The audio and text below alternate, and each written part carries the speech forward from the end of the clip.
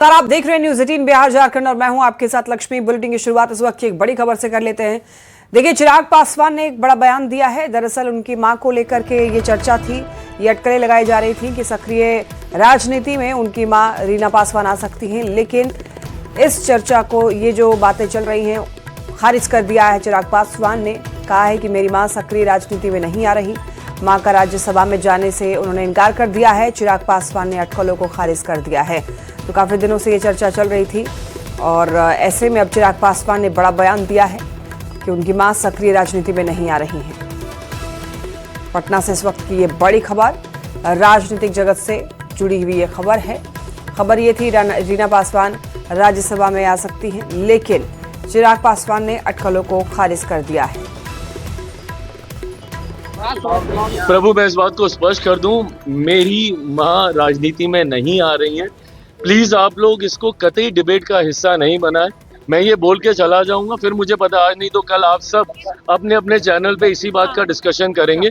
वो सक्रिय राजनीति से अपने आप को दूर रखती हैं, रखना चाहती हैं। एक मां होने के नाते जरूर वो सार्वजनिक मंच पे मेरे साथ दिखी, या अर्धांगिनी होने के नाते मेरे पिता के साथ वो दिखी होंगी, पर वो सक्रिय राजनीति में कतई नहीं आना चाहती।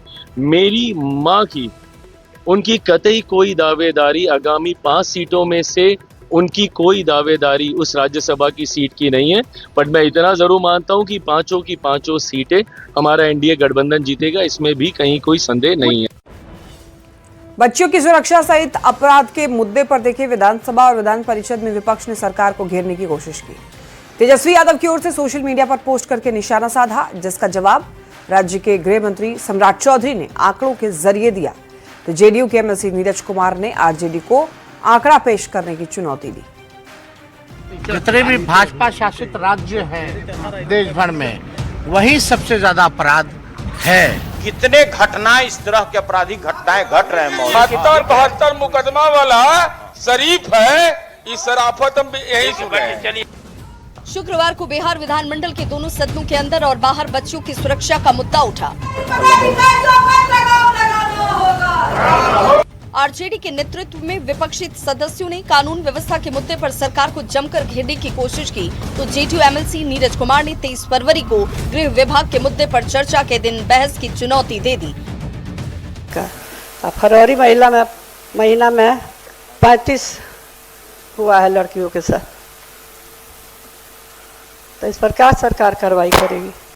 जो भी सूची इनके पास उपलब्ध है वह सूची आप मंगवा लीजिए और 23 तारीख को हर घटना पर सरकार के द्वारा की गई कार्रवाई सच है या गलत है, उन तमाम तथ्यों को सदन में पेश किया। विधान परिषद में नेता प्रतिपक्ष राबड़ी देवी ने कहा कि सिर्फ इस फरवरी महीने में ही बिहार में 35 से ज्यादा बच्चियों के साथ रेप की घटनाएं हुई, जिनमें कई की हत्या भी कर दी गई। तो तेजस्वी यादव ने सरकार पर अपराधियों को संरक्षण देने का आरोप लगाया।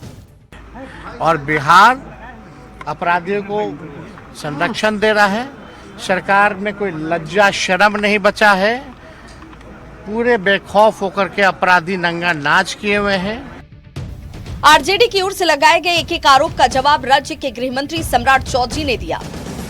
सम्राट चौधरी ने बताया कि जो भी अपराध हुए हैं उस पर पुलिस ने क्या क्या कार्रवाई की है।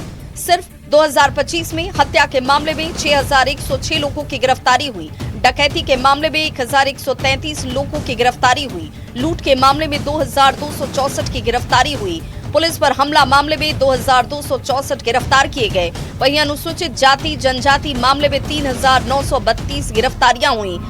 मतलब 2025 में अपराध के मामले में कुल 3,86,380 गिरफ्तारियां हुई हैं। सम्राट चौधरी ने नीट छात्रा की मौत मामले में राबड़ी देवी की ओर से लगाए गए आरोपों पर राबड़ी देवी को नाम बताने की चुनौती दी। कहा, नाम बताइए, 24 घंटे में जेल में डालेंगे। मैं ये जानना चाहता हूं, राबड़ी देवी जी ने ऑफिशियल बयान दिया कि उस कांड में मंत्री का बेटा, मैंने कहा आप नाम बताइए और प्रूफ दीजिए, 24 घंटे के अंदर बेऊर के जेल में बंद करूंगा। ये कहां से, कौन सा सुशासन? कुल मिलाकर कहें तो बिहार विधानमंडल का बजट सत्र अपराध और कानून व्यवस्था के मुद्दे पर दिनों दिन गर्माता जा रहा है। न्यूज 18 के लिए पटना से अमित कुमार, शैलेंद्र कुमार और रवि एस नारायण के साथ ब्यूरो रिपोर्ट।